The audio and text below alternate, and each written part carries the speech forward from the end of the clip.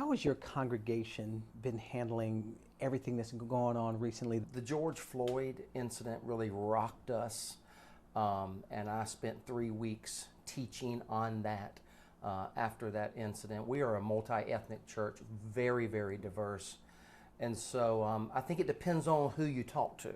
Our African American brothers and sisters have been hurting. Just trying to stand in solidarity with them, trying to listen more, trying to tell my white brothers and sisters to let's be quiet more and listen and engage and stand with them. We moved 8,000 people to church online, and so we've been doing that, and now we just started to come back on site with these watch parties. When people come to you, Pastor, what type of things do they ask you? What types of things do they say that they need help trying to understand? They need help understanding the racial issues. The white supremacy has been a big issue that you hear a lot of folks asking about, particularly white folks, needing help understanding that. African American folks just more by and large want to know that you're hearing them, you understand them. We have a lot of Latino folks too, and so we're just trying to create tables where we can sit around and listen and understand one another's stories. I've often said, it's one thing for us to all come to church together on Sunday, but we will know we're really getting there when we start meeting for dinners at our homes, and we have multi-ethnic dinners or dinner parties, or we go out after church together, or we're in life groups together.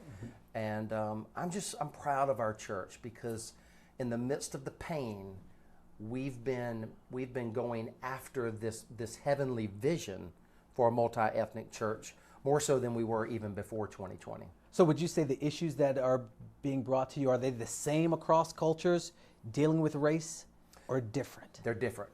They're very different. Like I was saying, white folks, those who are of good heart and they want to understand if they have racial biases, they just want to talk and have someone like me or any of the pastors and staff here help them understand their biases, help them understand their white privileges.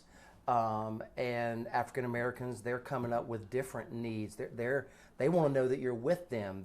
Many of them are scared. Many of them want to know how to have the conversations with their kids about if you get pulled over by a police officer. And so it's different. And that's one of the challenges of leading a church like ours. So what are the tools that you give them to overcome those obstacles when they're not in church, when they're on the streets on Monday, Tuesday, Wednesday? What tools do you give them? Just trying to continue to show that, number one, God is a creator God.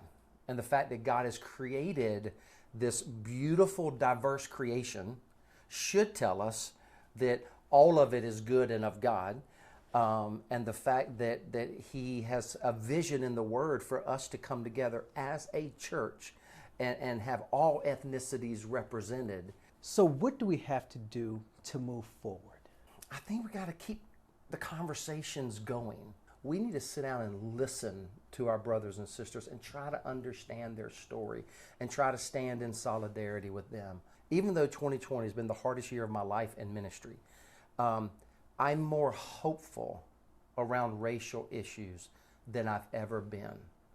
Something happened with the George Floyd murder. I think we've experienced a tipping point, and I am seeing tons of young people getting vocal about these issues, and I'm seeing tons of white folks particularly, but all ethnic groups and all ages, getting out and peacefully protesting or wanting to engage and say enough is enough.